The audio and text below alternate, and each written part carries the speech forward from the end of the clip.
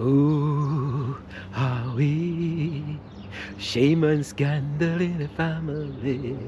Ooh, how we shame and scandal in the family. Papa,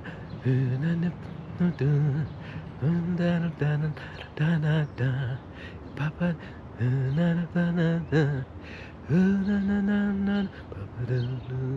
well, welcome to Shippy the Explorer. I'll have to go find my whole words for that book, folks, and for that song, and sing it for you some with it. But it's shame and scandal in the family, the whole Caribbean song, and way back, and where would the the mother, the son came, the child came to the mother and said, "Who is the father?" And the mother is saying, "Oh, don't that your papa is your papa, but your papa don't know." That's, well, we'll find it one day. But today we're talking about scandal for some, and liberation for others. And it's a true story for many of us in the diaspora. And don't to believe that you may be walking around a proud young man and a proud young woman, and you have gone to school, and you have been educated in the elementary school, and then you have gone to the high school, and then you have passed your GC, and now you are now a doctor, a lawyer, and a teacher, and suddenly that you discover, you're hearing story that your papa is not your papa, but your mother knows. So this is scandal in the whole well, it's the Caribbean. Shippy the Explorer, welcome back to the station. A storytelling time. But today we're it's more of a sociological problem and pervasiveness in some of the world's countries and societies that we come across. And Shippy the Explorer is about to tell you the story.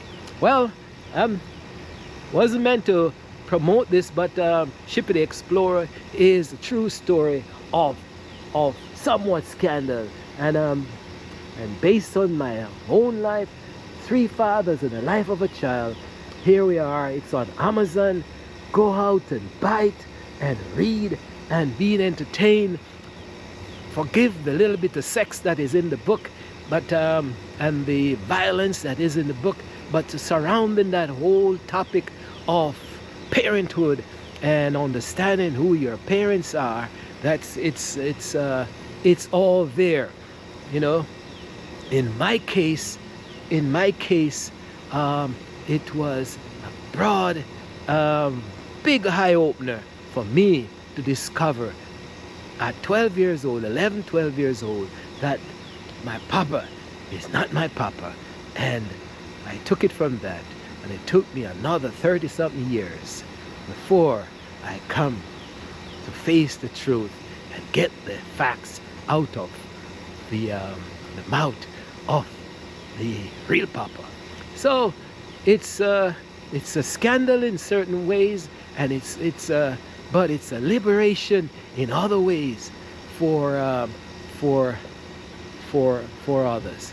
But let me move a little bit, because the machine is making noise, and I don't want to make that pervasive sound all the time. So yeah, we continue the story. Yes, your papa is your papa, but your papa don't know. Yes. Let's get this all right.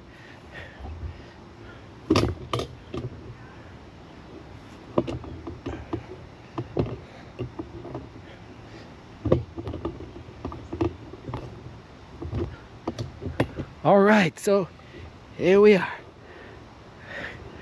Is that better? Quieter and yes, quieter and um, more relaxing. All right. Sorry. So we're back to the story of telling my story and others. Sorry. It's the pollen is really getting to us these days, and I'm gonna have to take a drink.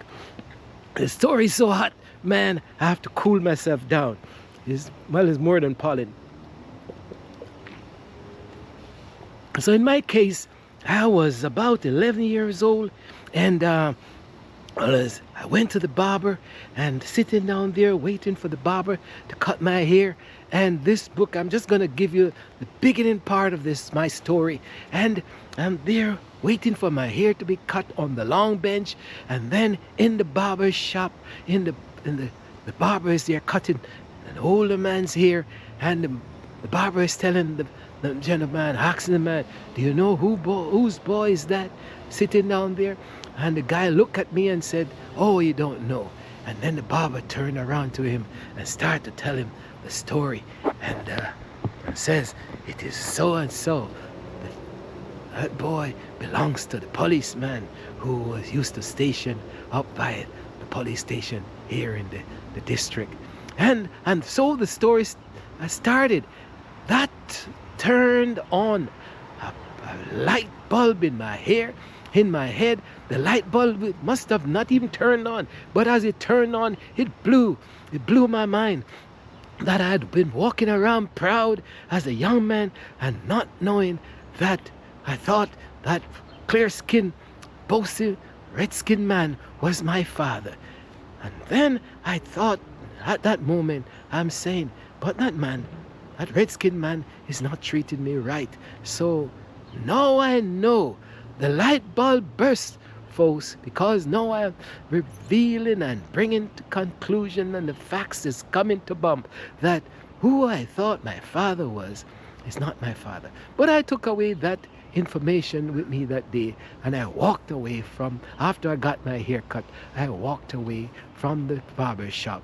And then, lo and behold, three fathers will tell you that on the way home one day, I was just walking along the roadside with my barefoot and going home, and then I heard a car coming. And when I looked to the car stopped. And when I looked in the car, I saw myself.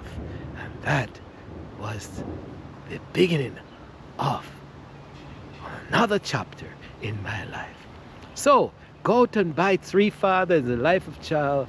It's on Amazon. And Shippy the Explorer is going to explore the pervasiveness of this problem in the Caribbean and maybe other parts of the Caribbean. Other parts of the world, in the Caribbean and other parts of the world, you may be walking around. So you're a child, you're educated, and you may not be educated, but then you, just like me, you're walking around and maybe you see and hear somebody whispering. You've been to church and you hear a whisper in the back, and somebody is saying, oh, that girl is Mas Joe's baby. Now who the hell is Mas Joe? Mas Joe is the butcher man. Oh, the butcher man that comes around and buy the old pigs and the hogs and the goats and the cows and so. But Mas Joe, yeah. So when you look, and the child is looking, and now that child is curious, and that child looks back onto the person who they are referring to, and then he looks, and then the girl or the child sees the image of herself on that man, and now she's wondering what the heck to do, because now she's suspicious of who her father is. And that has triggered off many disagreements, because in a lot of the cases, what that child is going to do now is go back home and start to just walk around the house for a couple of days and wonder if I should or if I should not confront my mother of what is of the truth. Should I? Or it does it? And another question is, should it matter? Because now I grew up with Uncle Harry and Mas Harry, and Mas Harry treated me right. And Mas Harry treated me like a father. But that child is probably the oldest child in the family, and before Mas Harry married my mother, Mas Joe must have come through the area. He came to buy a cow or buy a goat, and he got more than the animal. He got a baby along with the transaction, a baby. So what she's gonna do, what this child is gonna do, she contemplatively think about how to talk to the mother, and then on one night after dinner she confronts the mother and says, "Mommy, what did you do back then? I heard a lady in the church saying, whispering and saying that my daddy is Mas Joe." And suddenly the mother hangs her head down like this, and embarrassment and setting, and she turns her head to the wall, and the little light that's coming through the window, she wonders if she should open up her mouth or close it, or open up her mind and start to tell this child the truth. And a lot of times they shut down, and a lot of times they keep quiet, and a lot of times they fire back, because immediately they fire back. And sometimes when they fire back, they said, "Who the hell tell you that? Who make you believe that this man is your daddy? Where them come from? They might tell scandal on me. They might bring back the whole scandal on me." And she start to curse and go on. And then you wonder, the child wonders, is that my mother? Is that my mother who goes to church and sing on the choir? Oh my gosh, what kind of ants hill I've stepped into, what kind of stone I've thrown into the wasp nest, what kind of stick I've pushed up into bee's nest, and now I better run for my life because the bees are coming after me. The words and the bad words and the lashing of the tongue is coming back at the child. And she wonders if she should run out of the house and say no more. But things have burst. The light bulb have given birth and light to another chapter in her life. And no matter what she does, or matter what the quarreling her mother does, it's gonna be there in the back of her mind for the rest of her life. And so sometimes she hangs tough and stays quiet until the mother calms down. And the mother calms down like an old Fargo truck. And sometimes the tears come through the mind. Sometimes the tears come down the eye, and it trickles down like a small stream at the side of the mouth, and then it goes. And as the mother talks, and the salted tear just bubble out of the mouth, and she's talking and spitting at the same time, and says, my child, those, she now facing the reality and said, "No, my child, don't worry, because that was way back then before my loving husband, Mas Harry, met me. In fact, you know what? I'm going to tell you the story. I'm going to tell you the story, my child, because I know it. I've been living with this story and situation for so long, and And now I'm going to tell you the story. And then way back then, before you were born, yes, Mass Joe used to come and buy cow and goat and pig from us. And my daddy used to sell him the animal. And then as a pretty child, I was 15, 16, 17, well, let's put it at 18. I think I was 18 years old. And Mass Joe, they look good. A butcher man have more money than the rest of the people, and him still young, and him look good, and him the red skin, and sometimes you fall in love with the red skin man them, and so I must you come around, and after him buy the goat, him discuss the thing with my daddy, and then I follow him round the back to show him where the goat was tied. And, a little touch here and there, a little touch here and there. And my heart give way, and my body give way. And before I know it, not even experience, I feel the touch. And I jumped, and I wheel, and I turn.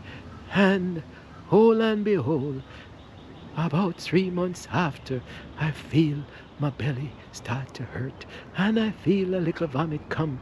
And I didn't know what was happening to me, but I went and talked to a friend at church, and she was a little bit more knowledgeable. And she say, you think you're pregnant, your breed, yes. And I didn't know what to do. I didn't tell my daddy. I didn't tell my mother. But I kept it. And the friend told me to bandage the belly.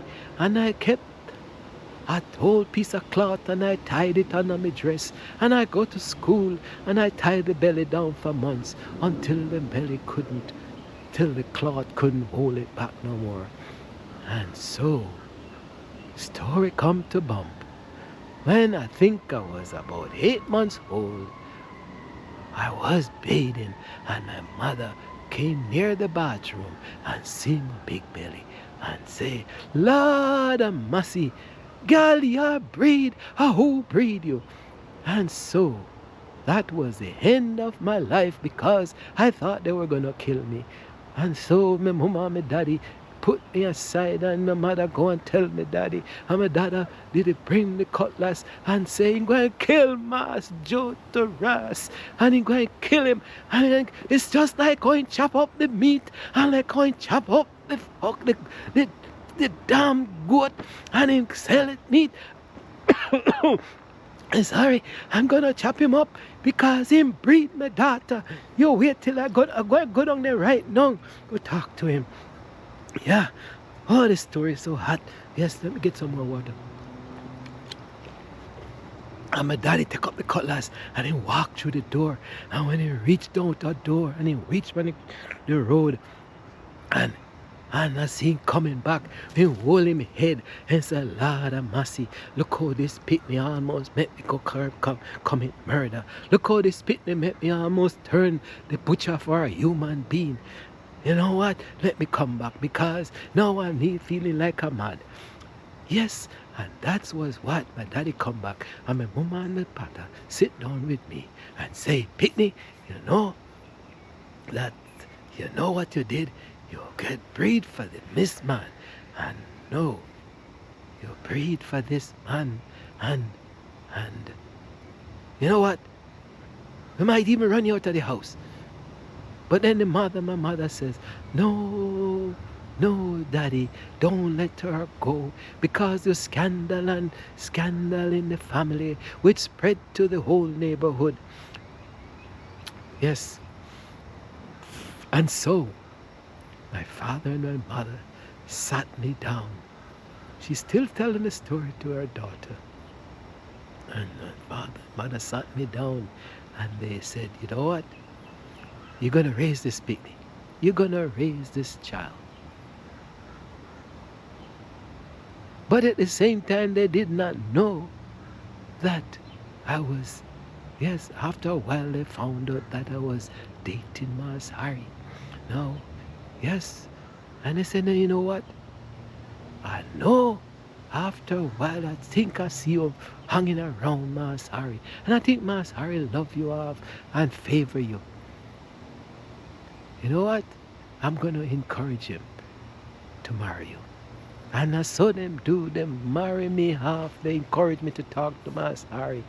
And Mas Harry, as a good Christian man, him accept me with the belly, with the pregnancy and all.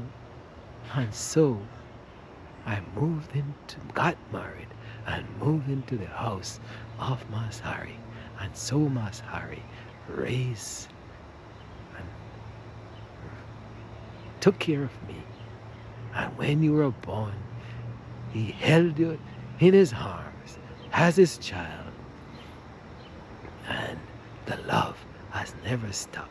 And so, my child, the scandal that has come to bump back then was put to quiet, because Mas Harry took good care of you. And you can see, look how you're cheeky and look good. You're bright, you're intelligent, you're educated now. And now you are a professional. And you have to give thanks to God and to Mas Harry for raising you as a loving child. And so, back then the scandal was bothering me until my father and mother settled the situation. And so, I felt good because I was able to get married, and I went to church, and we raised you, and we look after you. And the rest of people, them, they don't even mind, because that's our Mas Harris picked me. But he didn't show favor to anyone special. He raised all of you with equal love. And I wanted to give thanks for that man, because that man raised you. So scandal and scandal in the family. Whoa, are we scandal in the family? Doesn't really apply, because we put that story to rest and hope that the facts will never come to you. But as a Christian person, it says story that you hide for years, the facts will always come out. If somebody knows the story of your life, it will come out. Facts can never stay, a secret can never stay hidden, because it's going to come out one day or a time. And now it's coming out when you are a fully bloomed, beautiful young lady. And I hope you can hold it.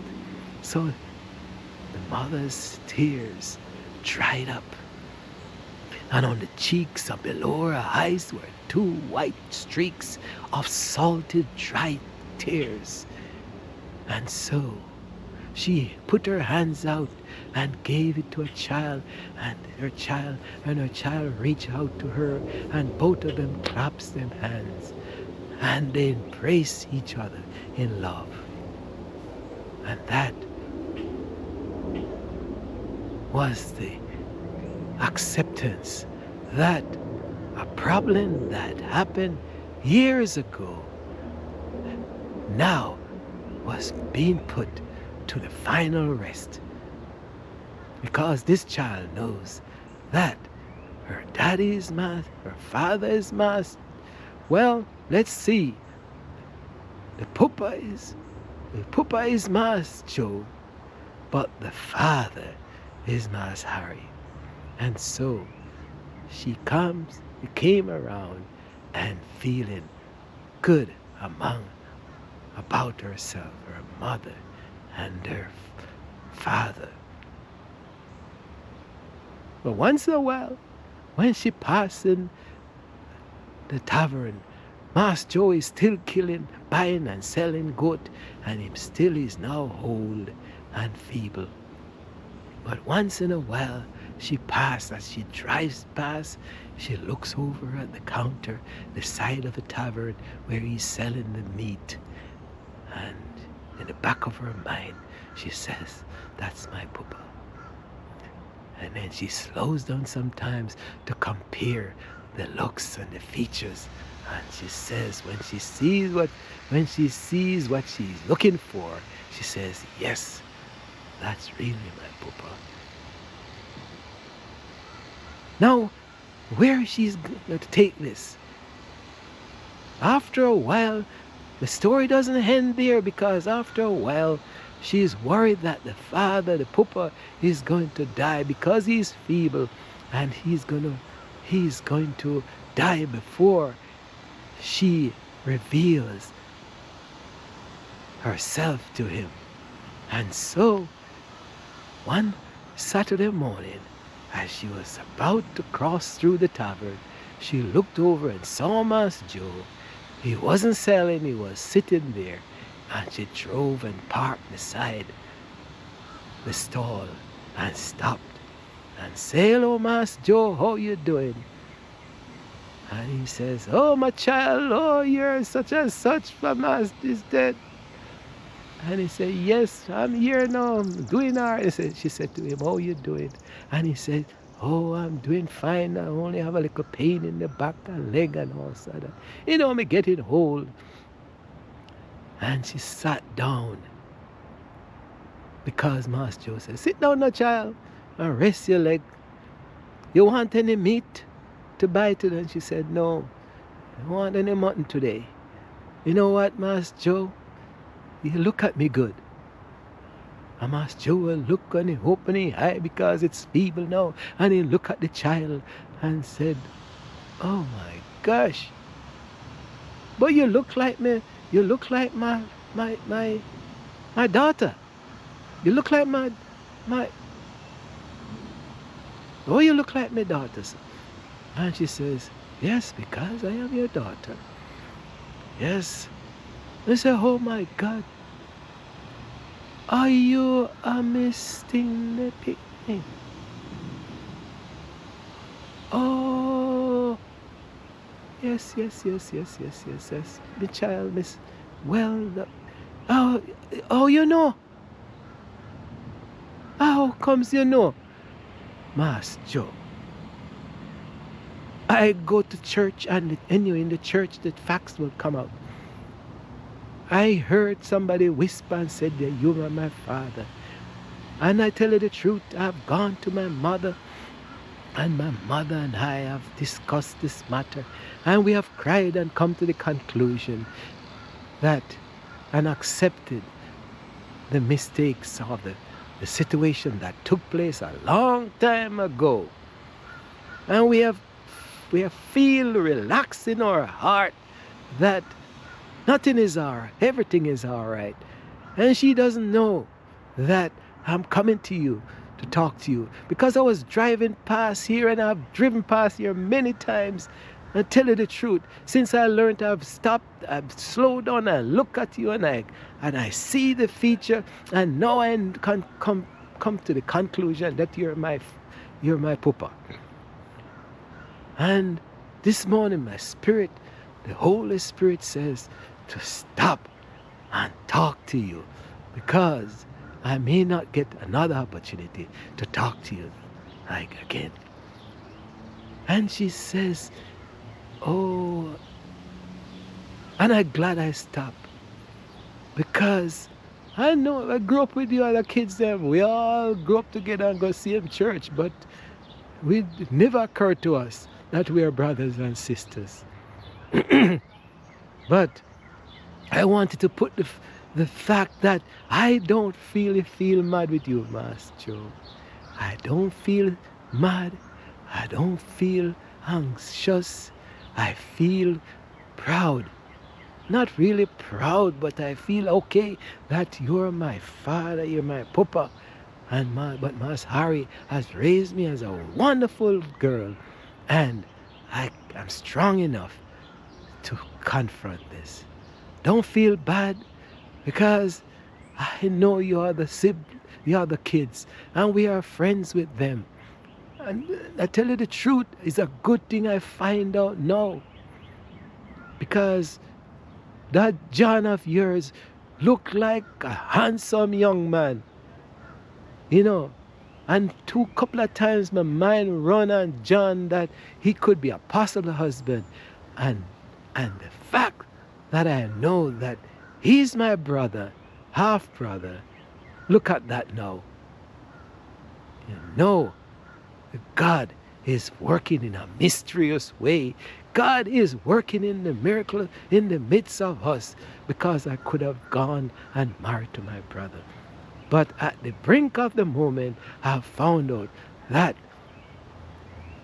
the man that I'm looking at for a prospective husband could be now is my brother, and I could have gotten into a situation where if we got married and had kids, the kids would probably come out blind or crooked or crippled or something like that. The blood is too close. Cousin and cousin sometimes can marry, but brothers and sisters should not be married. And so I don't feel bad, Master. I'm so happy that I stopped here and talked to you, because and reveal who I am finally, because I feel relief that I've talked to you before anything happened to you. So don't feel bad. You don't have to go and tell the rest of the family. But you can tell the kids. We're gonna tell them, because they're my friends. And I'm gonna celebrate the fact that I have other siblings. And how we love each other as friends. But now we're gonna love each other more, because we are brothers and sisters. And so, Shippy the Explorer, this is telling you the story of one case. But I'm gonna bring you back to reality. Now we're gonna be able to say, or remind you, go to and buy Three Fathers in the Life of a Child by Laurel G. Morrison, because it's on Amazon, because it tells the story of my life and this one child. And so you have heard the similar story about a girl in the Caribbean. But I'm going to talk about the pervasiveness of this situation, because in the whole days of migration and people sponsoring families to go to abroad, the father, well, they're going to say there's a case where the father went abroad to United States and he'd been living there for a long time, and then he suddenly realized that it's time for him to bring his wife and kids to America. And he start the paperwork to bring the kids to America. And then everything worked out after a few months, a year or so. And now he went back to Jamaica, and he took his wife and kids to the embassy of the United States Embassy. And he's there in the room, and his appointment came up, and they called him to the back of the room, and the interview start. And the immigration agent says, yes, we are mindful that you want to carry these kids and your wife to America, but you have 6 kids, and only 2 of them are yours. The facts? He got immediately struck bound, speechless. He glanced over at his wife, and he looked at the room at the other kids, and he says, I wonder which 4 of them, which 2 is mine and which 4 is not mine. And the hunger starts to build up in his body. And that man I understand. Walked out of that room, went home, packed up his things, and went back to America, leaving the wife and children back in Jamaica, untouched, unmigrated, because he's so mad that over the years his wife had cheated and bore 4 kids that isn't his. And so it's a pervasive problem where now the United States, especially the United States of America, is doing detailed investigation of